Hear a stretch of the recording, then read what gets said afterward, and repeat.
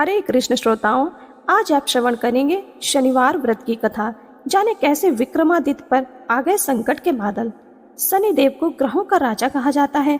भगवान भोलेनाथ ने इन्हें न्याय की देवता की उपाधि दी है। जो लोग शनिवार का व्रत करते हैं उनको पूजा के समय शनिवार व्रत कथा का श्रवण करना चाहिए। शनि देव को ग्रहों का राजा कहा जाता है। भगवान भोलेनाथ ने इन्हें न्याय के देवता की उपाधि दी है। शनि देव को बहुत जल्दी क्रोध आता है। इसी क्रोध की वजह से पिता सूर्य से इनकी नाराजगी बनी रहती है। इनके क्रोध से सभी बचने की कोशिश करते हैं, वरना व्यक्ति पर मुसीबतों का पहाड़ टूट पड़ता है। इसलिए इन्हें प्रसन्न करने के लिए शनिवार व्रत रखा जाता है। व्यक्ति शनि दोष से बचने और उसे शांत रखने के लिए अनेक उपाय करते हैं। शनि कृपा से व्यक्ति को सुख और वैभव की प्राप्ति होती है। जो लोग शनिवार का व्रत करते हैं उनको पूजा के समय शनि व्रत कथा का श्रवण करना चाहिए। एक बार सभी 9 ग्रह सूर्य, चंद्र, मंगल, बुध, बृहस्पति, शुक्र, शनि, राहु और केतु में बहस हो गई, कौन सबसे बड़ा है। आपस में लड़ने के बाद सभी देवराज इंद्र के पास पहुंच गए। इंद्र असमंजस्य की स्थिति में निर्णय नहीं दे पाए, परंतु उन्होंने सभी ग्रहों को सुझाव दिया कि पृथ्वी पर राजा विक्रमादित्य ही इसका फैसला कर सकते हैं, क्योंकि वो बहुत ही न्यायप्रिय राजा है। सभी पृथ्वी पर राजा विक्रमादित्य के पास गए और अपने आने का कारण बताया। राजा उनकी समस्याओं को सुनकर बहुत परेशान हो गए। उनका चिंतित होना लाजमी था, क्योंकि जिसको भी किसी से छोटा बताया तो वही गुस्सा कर जाएगा। राजा के काफी सोच विचार के बाद उन्हें एक उपाय सूझा। उन्होंने सुवर्ण, रजत, कांस्य, पीतल, सीसा, रांगा, जस्ता, अभ्रक और लोहे से 9 सिंहासन का निर्माण करवाया। उन्हें उपर्युक्त क्रम में रख दिया गया। सबसे निवेदन किया गया कि क्रमानुसार सिंहासन पर आसन ग्रहण करें।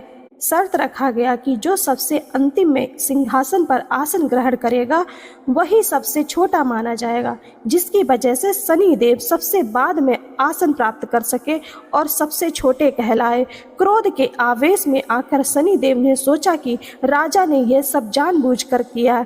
कुपित होकर राजा से कहा कि राजा, तू मुझे नहीं जानता। सूर्य एक राशि में 1 महीना रहता है, चंद्रमा 2.25 महीने 2 दिन, मंगल 1.5 महीना, बृहस्पति 13 महीने, बुध और शुक्र 1-1 महीने विचरण करते हैं, लेकिन मैं 2.5 से 7.5 साल तक रहता हूँ।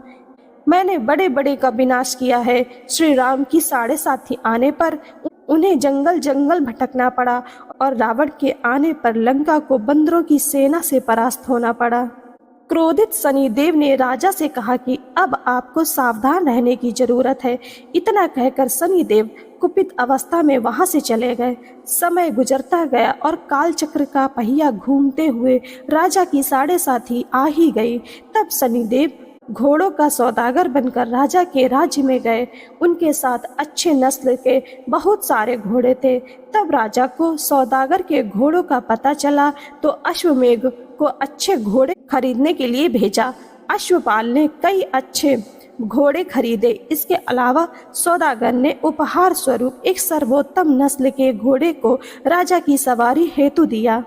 राजा विक्रमादित्य जैसे ही उस घोड़े पर बैठे वह सरपट वन की ओर भागने लगा। जंगल के अंदर पहुंचकर वह गायब हो गया। भूख प्यास की स्थिति में राजा जंगल में भटकते रहे।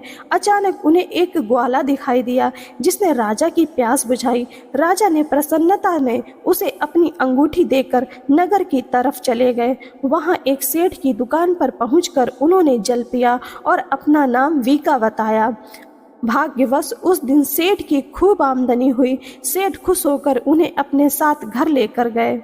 सेठ के घर में खूंटी पर एक हार टंगा था जिसको खूंटी निगल रही थी।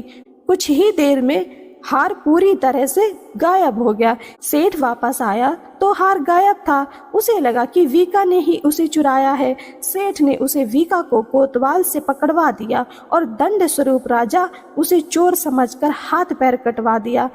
अपंग अवस्था में उसे नगर के बाहर फेंक दिया गया। तभी वहां से एक तेली निकल रहा था जिसको वीका पर दया आ गई। उसने वीका को अपनी गाड़ी में बिठा लिया। वीका अपनी जीभ से बैलों को हाँकने लगा। कुछ समय पश्चात राजा की शनि दशा समाप्त हो गई। वर्ष काल आने पर वीका मल्हार गाने लगा। एक नगर की राजकुमारी मन भावनी ने मल्हार सुनकर मन ही मन प्रण कर लिया कि जो भी इस राग को गा रहा है वो उसी से ही विवाह करेगी। उन्होंने दासियों को खोजने के लिए भेजा, परंतु वापस आकर उन सभी ने बताया कि वह अपंग आदमी है। राजकुमारी यह जानकर भी नहीं मानी और अगले ही दिन वह अनशन पर बैठ गई। जब लाख समझाने पर राजकुमारी नहीं मानी, तब राजा ने उस तेली को बुलवा भेजा और वीका से विवाह की तैयारी करने के लिए कहा। वीका से राजकुमारी का विवाह हो गया। एक दिन वीका के स्वप्न में शनिदेव ने आकर कहा कि देखा राजन, तुमने मुझे छोटा बताकर कितना दुख झेला।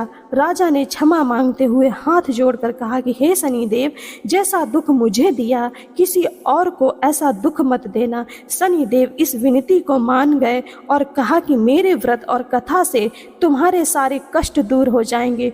जो भी नित्य मेरा ध्यान करेगा और चींटियों को आटा डालेगा, उसकी सारी मनोकामनाएं पूर्ण हो जाएंगी। शनिदेव ने राजा को हाथ पैर भी वापस दिए।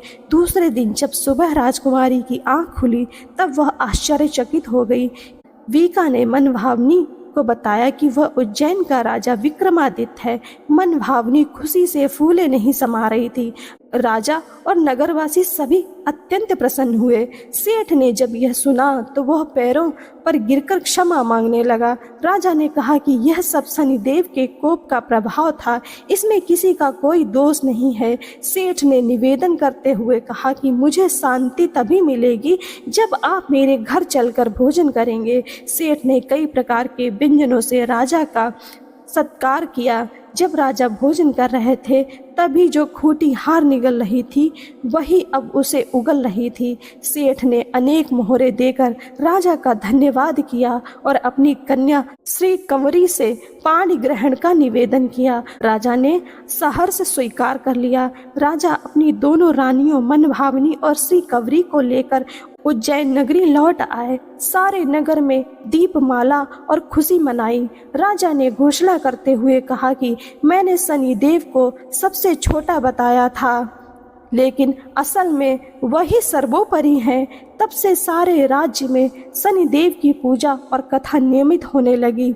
सारी प्रजा के बीच खुशी और आनंद का वातावरण बन गया। शनिदेव की व्रत की कथा को जो भी सुनता या पढ़ता है, उसके सारे दुख दूर हो जाते हैं। जय हो शनिदेव की।